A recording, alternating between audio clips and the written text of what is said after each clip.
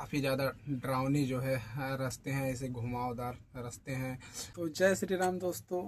तो दोस्तों, काफ़ी दिनों बाद तुम्हारा भाई जो है वीडियो लेकर आ रहा है, इसके लिए बहुत बहुत क्षमा चाहता हूँ।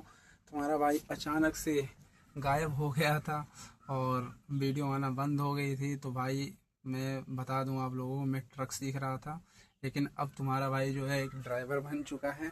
तो मोटो ब्लॉग से ड्राइवर तक का सफ़र जो है हमको करने में लगभग हमको लग गए 7-8 महीने लग गए भाई।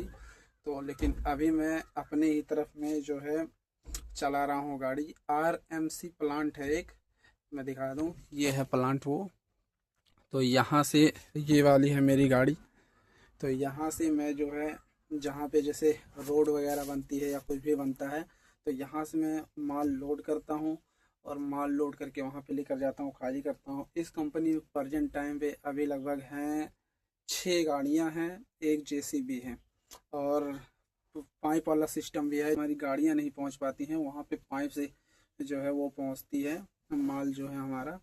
तो अभी मेरी आवाज़ जो है थोड़ा सा हड़बड़ाहट में मैं बोल दे रहा हूँ, तो थोड़ा सा आपको भद्दी लग सकती है, लेकिन इसके लिए क्षमा चाहिए। धीरे धीरे आदत पड़ जाएगी, क्योंकि आदत छूट गई है भाई। काफ़ी दिन से वीडियो मैंने नहीं डाली है यूट्यूब पे, लेकिन अब मैं आज से ये शुरुआत कर रहा हूँ। तो काफ़ी दिन बाद जो है मैं आया हूँ आप सबके बीच में, तो इसके लिए बहुत बहुत क्षमा चाहता हूँ आप लोगों से। और हाँ, अब आप लोग पूरा सपोर्ट करिए मुझे, मेरे वीडियो को लाइक करिए, शेयर करिए, कमेंट करिए और बताइए कि अब मेरी मतलब कमी क्या है मेरे वीडियो में, अभी मैं क्या क्या और बेहतर बना सकता हूँ आप लोगों के लिए। और कल से मेरा जो है मोटो ब्लॉग वाला भी जो है स्टार्ट हो जाएगा, क्योंकि मैं उतना दूर से बाइक से आता हूँ। कम से कम 7-8 किलोमीटर है यहाँ से मेरा घर, तो वहाँ से मैं बाइक से आता हूँ। तो मैं अपनी जो है मोटो ब्लॉग वाला भी चैनल, ये इस चैनल पे भी मोटो ब्लॉगिंग ही करूँगा और ब्लॉगिंग भी ऐसे भी करूँगा। तो वहाँ से मैं घर से बाइक स्टार्ट करके निकलूँगा, फिर आप लोगों को एक से एक चीज़ें जो होती हैं मेरे लाइफ में जो नहीं हो रही हैं, उसको तो मैं नहीं बता सकता हूँ, जो अचानक से हो जाएंगी या जो हो रही हैं आजकल, सब कुछ मैं आप लोगों को बताने वाला हूँ। और भाई साहब, मेरे यहाँ पे जो मैं गाड़ी चला रहा हूँ, उस गाड़ी की कंडीशन दिखा दूंगा आपको, तो आप एकदम दंग रह जाएंगे। तो भाई साहब देखिए, ये है मेरी गाड़ी, ये BS4 गाड़ी है और अशोक लीलैंड की गाड़ी है। देखिए एकदम कबाड़ हो चुकी है, एकदम ख़त्म है सब कुछ, लेकिन चल रही है बस किसी तरीके से। तो जब तक चल रही है, यहाँ पे अभी हम बिताने वाले हैं 4-5 महीने लगभग बिताएंगे यहाँ पे। 4-5 महीने में अगर कुछ हो जाएगा हमारा तो ठीक है, वरना हम यहाँ से चेंज करके सीधा टेलर पे चले जाएंगे। अभी हम चला रहे थे कम से कम 7-8 महीने, जब से मैं सीख रहा था, जब से मैं ड्राइवर बना, मेरा लाइसेंस आया, जितना भी प्रोसेस था मेरा, जितना भी हुआ सब कुछ, तो इतना समय लगने में मैं अभी तक टेलर ही चला रहा था। 18 चक्का भी मैं उसमें चलाया और उसके बाद में मैंने 22 चक्का भी चलाया। तो फिलहाल तो मुझे ये वाली गाड़ी ज़्यादा मज़ा नहीं आती है चलाने में, क्योंकि 18 चक्का चलाने में ज़्यादा मज़ा आता है। लेकिन 18 चक्का में भाई साहब, मैंने मोरंग में भी, खदान में जो है गाड़ी चलाई है, जहाँ जैसे कि सोन नदी बिहार में है, तो वहाँ से जो बालू वालू लोड होती है, तो वहाँ पे मैं जाता था लोड करने, बालू वहाँ पे लोड करके आता था। और उसके बाद गोरखपुर खाली करता था, देवरिया खाली करता था। गोरखपुर के आगे जाने पे एक कैंपियरगंज है, वहाँ पे भी मैं जाता था खाली करने, लेकिन तब मैं अपने उस्ताद के साथ में था। लेकिन फिर उसके बाद में मैंने कोयले में गाड़ी पकड़ी, तो कोयले में भी मैं अपने उस्ताद के साथ था। लेकिन फिर सीखने के बाद में मैं कोयले में भी गाड़ी चलाता था, सोनभद्र जाता था मैं। वहाँ पे काफ़ी बड़ी बड़ी घाटियाँ हैं जो है, दो दो तीन घाटी पड़ती है, और काफ़ी ज़्यादा डरावनी जो है रास्ते हैं, ऐसे घुमावदार रास्ते हैं। बहुत ही सावधानी से मतलब गाड़ियाँ चलाना पड़ता है। ड्राइवरी लाइन भाई बहुत ही रिस्क वाली लाइन होती है, लेकिन क्या करे बंदा, इसके लिए कुछ भी करता है पैसों के लिए। तो बस वही बात है गाइस, बस आप लोग सपोर्ट बनाए रहिए। तो वहाँ से मैं लोड करके आता था, 4-5 चक्कर मैं चलाया था, दूसरे दिन चक्कर लग जाता था हमारा वहाँ पे कोयले में। और उसके बाद में यहाँ पे मोरंग में भी हमारा दूसरे दिन चक्कर लग जाता था।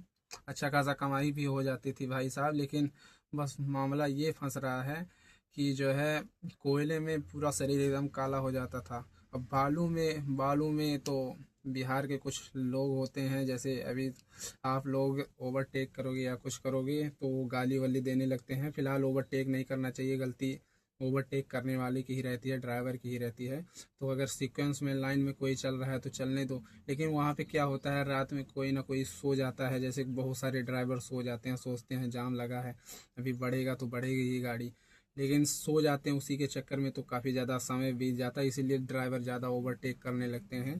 फिर वहाँ पे भी मैं थोड़ा रिस्क था इसीलिए नहीं चलाया। वैसे भी ट्रक में चला रहा हूँ, अगर 18 चक्का या 22 चक्का कोई भी ट्रक चला रहा हूँ, गाड़ी अगर चला रहा हूँ तो उसमें रिस्क तो रहता ही है गाइस। लेकिन फिर मैं वहाँ से छोड़ के फिर इलाहाबाद में पकड़ा।